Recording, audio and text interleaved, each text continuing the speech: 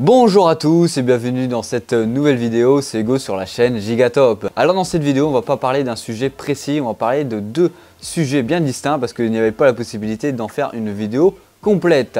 Alors c'est parti pour les actualités de la semaine plus que croustillantes.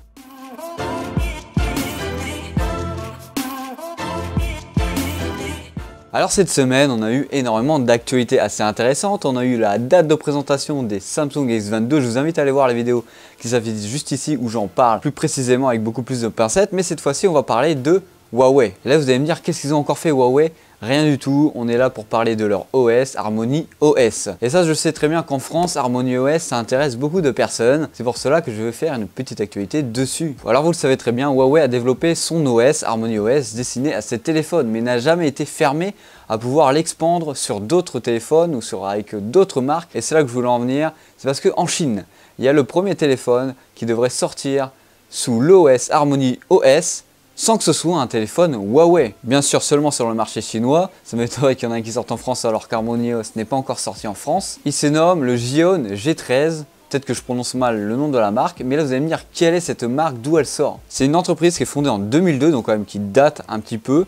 Elle a été l'un des plus grands fabricant de téléphones portables en Chine. Alors comme dit juste avant, ce téléphone est destiné au marché chinois, mais ce téléphone là est un marché. Et ce téléphone est un téléphone haut de gamme qui est destiné aux seniors. Et là tu es en train de te dire pourquoi je te parle d'un téléphone qui ne sortira jamais en France, ou peut-être un petit peu chouïa, mais ça, à mon avis ça sortira pas du tout. Ce qui est intéressant, c'est que Huawei montre qu'ils veulent réussir à exporter leur OS sur plusieurs téléphones pour s'expandre au maximum. Surtout que Huawei veut axer son OS sur l'uniformisation de tous les appareils entre eux. Oui, j'ai eu du mal à le prononcer, j'ai dû me prendre mes petites notes pour relire le petit mot. Maintenant, passons sur le deuxième sujet de la semaine, surtout du jour, car elle est sortie aujourd'hui. Et celle-ci concerne Apple et Apple dans les consoles portables. Là, vous allez me dire, pourquoi Apple sortirait une console portable?